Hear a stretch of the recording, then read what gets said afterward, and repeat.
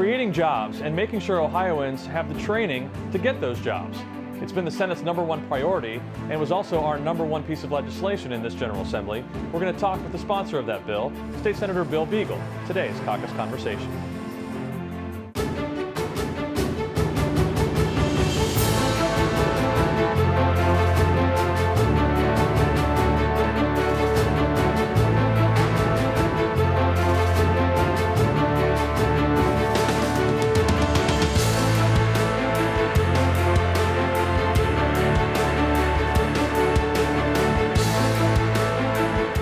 Senator Beagle, thank you for joining us today. It's great to be here, John. Before we talk about that specific piece of legislation I mentioned, let's talk first of all about some job announcements that have been made in your district over the last few weeks here. Right. We're talking about up to 1,000 new jobs in the Miami Valley. Talk about that. Well, you know, Dayton was very hard hit by the recession. We relied a lot on the auto industry, and it has been, that luck seems to be turning around, and we're grateful for it with Fuyo's announcement of 800 jobs. They'll be taking over a large portion of the mothballed General Motors Moraine Assembly Plant, and Meyer up in Tip City have announced they're building an addition, and 100 new jobs will come up there, and they'll join, they're right next door to Abbott Labs, which a couple of years ago announced 240 jobs coming to the Miami Valley. So things are turning around, and we're very excited to see the growth in those job numbers. A lot of technical jobs that are going to be required here. And before we talk about that, I guess it's worth noting that this investment by Fuyo, did I say that the right way? You did. The largest investment by a Chinese company east of the Mississippi, from what I understand. That's correct, and the largest in Ohio. And the 800 jobs looking for people with advanced manufacturing skills in a highly competitive industry, and it's the largest investment by this company in America, and we're excited to have them as partners in the region. So again, really technical type of jobs here that are going to be required. Sure. One of the things that that we've made as a priority here in the Senate is making sure that not only are we attracting jobs, but we're training people for that. That's right. You were the chair of the Workforce Committee Correct. in the Senate. Talk a little bit about ways that we're trying to connect people with those opportunities. Sure. Well, anybody in economic development will tell you that, you know, we can talk about incentives all we want, but if a company isn't certain they're going to be able to find the workers they need, it really doesn't matter. The rest of the package doesn't matter. So first and foremost, we need to provide our employers with a great workforce. So to do that, as a member, not only as a chairman of the Workforce and Economic Development Committee, but as a member of the Governor's Executive Workforce Board, we're striving to make sure that we have the workers we need. And we're doing that by talking to businesses, which may sound unusual, but it's quite common sense. If they're going to be the ones doing the hiring, let's talk to them and let's see what skills they need, not just today, but 3 years out and 5 years out.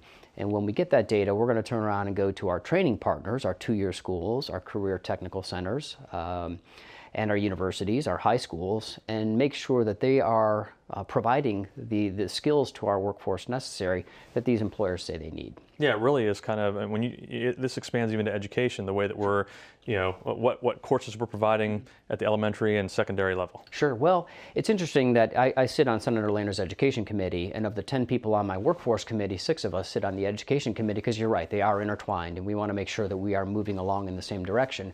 Because, you know, education is like a first step for those who are getting out of college, for those who are getting out of high school. And workforce development also is the second step, which is taking pools of workers who maybe are out of school and making sure that they have the skills necessary too.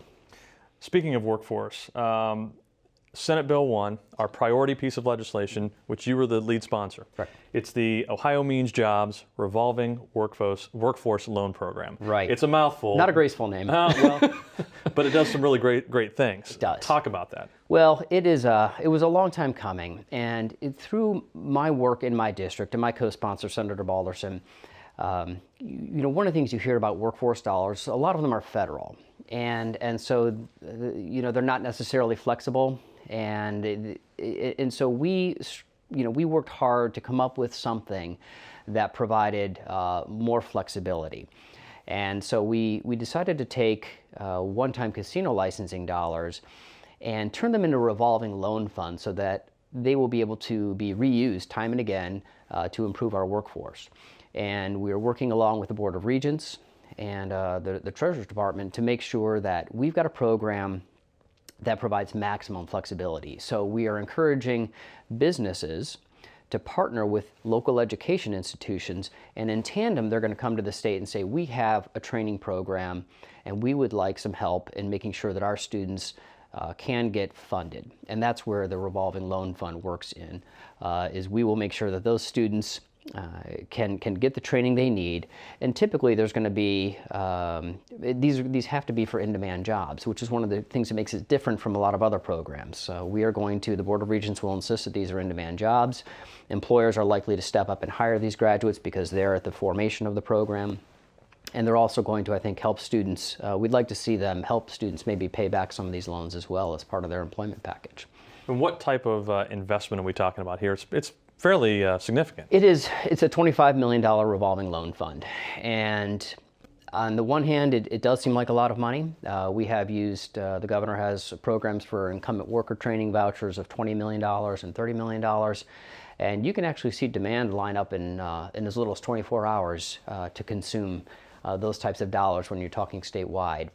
This is an innovative program, and it is taking some time to put together all the rules, and we're anxious to see what the demand is. We understand there's a lot of pent-up demand from folks whose students can't access Pell Grants and can't access traditional funding. And so they are lining up, and so we're kind of anxious to see how quickly those dollars are going to be deployed, which is good for the economy. If there's that much demand for trained workers, and if we can do that, then the economy is going to benefit from that, and it'll get repaid, and we'll be able to take it out to the next batch of workers. Yeah, long-term investment here. Correct. So we're getting people trained for these jobs. Yes. It's also making sure that we are attracting these jobs here. Correct. You have Senate Bill 112, which is the enterprise zone bill. Explain that one. Well, it's the enterprise zone is a program that the local economic development folks can use to designate portions of their jurisdiction for favorable tax treatment, and it is one tool that's in their toolbox. And from an economic development perspective, you want to be as competitive as you can be with neighboring states. And so by extending this program, we've been able to give our locals a chance to continue to use that tool, which is usually part of a package to attract the Fuyaos of the world and the Abbott Labs of the world and the Myers of the world. They look for to try and make things as financially beneficial as possible, provided they can find the workforce. And the enterprise zone is just one of the tools and one of the ways that the state works to make sure our locals have opportunities and things to offer their companies.